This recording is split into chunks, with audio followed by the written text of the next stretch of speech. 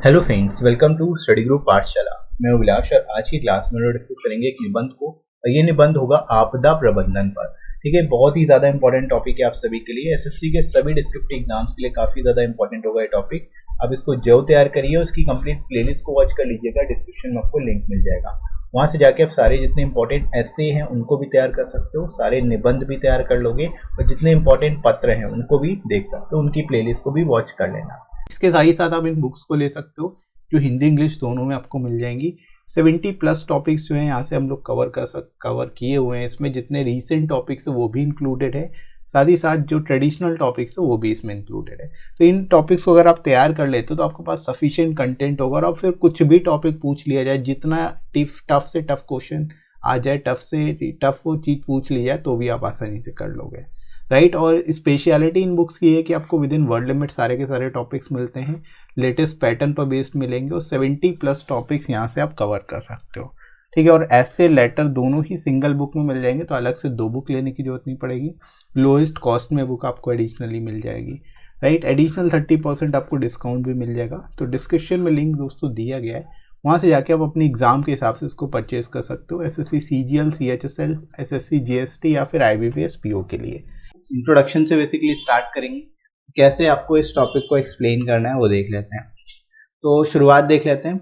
ऐसी कोई भी प्राकृतिक घटना जिससे मनुष्य के जीवन को हानि पहुंचे प्राकृतिक आपदा कहलाती है। ठीक है, यहाँ पर आप शुरुआत कर सकते हो बेसिकली डेफिनेशन से, नॉर्मल सिंपल से डेफिनेशन दे सकते हो कि ऐसी कोई भी प्राकृतिक घटना जिससे मनुष्य के जीवन को हानि पहुंचे उसको हम लोग प्राकृतिक आपदा कहते हैं। ठीक है, आपदाएं प्राकृतिक या मानव निर्मित कारणों से का परिणाम है जो जान और माल दोनों को नुकसान करके सामान्य जीवन को अस्त व्यस्त कर देती हैं। ठीक है, यानी कि जो आपदाएं होती हैं वो प्राकृतिक भी हो सकती हैं और मानव निर्मित भी हो सकती हैं या फिर मानव जनित भी हो सकती हैं, दोनों कारणों से हो सकती हैं। ठीक है, जिनके कारण जान और माल दोनों का नुकसान होता है। ठीक है, और जो सामान्य जीवन होता है वो अस्त व्यस्त हो जाता है इसकी वजह से। ठीक है, तो इस तरह से आप सिंपल लैंग्वेज में लिख सकते हो, यहाँ पर शुरुआत कर सकते हो। अब यहाँ पर आपने बताया अब आपदा क्या होती है, अब आपदा प्रबंधन के बारे में बताओगे। ठीक है, तो करना आपको यही है, सबसे पहले आपदा के बारे में बताओ कि आपदा क्या है, उसके बाद आपदा प्रबंधन क्या है, राइट। अब यहाँ देख दो, आपदा प्रबंधन आपदा के प्रभाव को कम करने का एक निरंतर प्रयास है। ठीक है, यानी कि अब ये सिंपल सी लैंग्वेज डेफिनेशन इसमें पूरा मतलब छुपा हुआ है कि आपदा प्रबंधन क्या है कि जो आपदा है, जो डिजास्टर है, उसके प्रभाव को कम करने का निरंतर प्रयास। ठीक है, यानी जो भी डिजास्टर के कारण जो भी प्रभाव पड़ रहे हैं, जो भी इम्पैक्ट पड़ रहा है, उसके इम्पैक्ट को कम करना ही डिजास्टर मैनेजमेंट या फिर आपदा प्रबंधन है, राइट। आपदा आंतरिक और बाहरी कारणों के कारण प्रभाव से उत्पन्न होती है। तो आप कह सकते हो कि आपदा जो है आंतरिक और बाहरी कारकों के कारण उत्पन्न हो सकती है। ठीक है, इंटरनल फैक्टर्स भी होते हैं और एक्सटर्नल फैक्टर्स भी होते हैं जो कि इसको प्रभावित करते हैं, जो इसको उत्पन्न करते हैं, राइट, जो संयुक्त होकर घटना को भारी विनाशकारी घटना के रूप में परिवर्तित कर देते हैं। ठीक है, यानी कुछ इंटरनल फैक्टर्स, कुछ एक्सटर्नल फैक्टर्स जब दोनों मिल जाते हैं तो वो एक दुर्घटना के रूप में कन्वर्ट हो जाते हैं, दुर्घटना के रूप में बदल जाती है, राइट फ्रेंड्स। इस तरह से बेसिकली आप यहाँ पर एक्सप्लेन कर सकते हो कि आपदा प्रबंधन क्या है और ये कैसे इम्पैक्ट को कम करती है, राइट। आगे मूव करते हैं फ्रेंड्स बॉडी सेक्शन में। इसमें देख लो, वर्तमान में हम प्राकृतिक संसाधनों का अंधाधुंध इस्तेमाल कर रहे हैं जिससे प्रकृति का संतुलन बिगड़ रहा है। आज मनुष्य अपने निजी स्वार्थ के लिए वनों, जंगलों, मैदानों, पहाड़ों और खनिज पदार्थों का उपयोग कर रहा है। ठीक है, उसी के परिणाम स्वरूप प्राकृतिक आपदाएं दिन ब दिन बढ़ने लगी हैं। ठीक है, अब यहाँ पर आप बता सकते हो कि वर्तमान एक कारण क्या है। यहाँ पर आप कारण बता रहे हो कि वर्तमान समय में जो प्राकृतिक संसाधन है उनका बहुत ज़्यादा उपयोग हो रहा है, अंधाधुंध उपयोग हो रहा है। ठीक है, जिससे क्या है कि जो प्रकृति है उसका संतुलन बिगड़ता जा रहा है, जो हमारा इन्वायरमेंट है उसका जो बैलेंस है वो बिगड़ता जा रहा है। ठीक है, जो मनुष्य है वो अपने निजी स्वार्थ के लिए वनों की कटाई कर रहा है, जंगलों की कटाई कर रहा है, मैदान, पहाड़, खनिज पदार्थ, इन सब का उपयोग कर रहा है, एक्सेसिव यूज कर रहा है। ठीक है, अत्यधिक उपयोग कर रहा है। ठीक है, उसी के परिणाम स्वरूप क्या है, प्राकृतिक आपदाएं जो है दिन ब दिन बढ़ने लगी हैं, दिन ब दिन बढ़ती जा रही हैं। ठीक है, क्योंकि एक तरह से जो प्राकृतिक आपदाएं हैं उसमें कहीं ना कहीं ह्यूमन फैक्टर भी इन्वॉल्व है, इसकी वजह से ये आपदाएं जो है वो बढ़ती जा रही हैं। राइट। तो इस तरह से फ्रेंड्स आप यहाँ पर इसको एक्सप्लेन कर सकते हो, बता सकते हो। इसके बाद आगे मूव करते हैं। आपदाएं प्राकृतिक और मानव निर्मित होती हैं, ठीक है। यानी कि जो आपदाएं होंगी वो दो तरह की हो सकती हैं, एक प्राकृतिक और दूसरी मानव निर्मित। प्राकृतिक आपदाओं में तूफान, चक्रवात, बाढ़, सूखा, भूकंप, सुनामी, ज्वालामुखी, भूस्खलन आदि शामिल हैं, ठीक है। यहाँ पर आपको नाम याद रखने होंगे। प्राकृतिक आपदाओं के अंतर्गत तूफान, चक्रवात, बाढ़, सूखा, भूकंप, सुनामी, ज्वालामुखी, भूस्खलन, ये सभी जो है ये प्राकृतिक आपदाओं के अंतर्गत आता है, राइट। तो इसको आप यहाँ पर बता लोगे। इस तरह की आपदाएं कुछ समय के लिए आती हैं पर बड़ी मात्रा में नुकसान करती हैं, ठीक है। यानी जो प्राकृतिक आपदाएं होती हैं वो भले ही कुछ थोड़े समय के लिए आए, लेकिन इनसे जो नुकसान होता है वो काफ़ी ज़्यादा होता है, काफ़ी बड़ी मात्रा में होता है, राइट।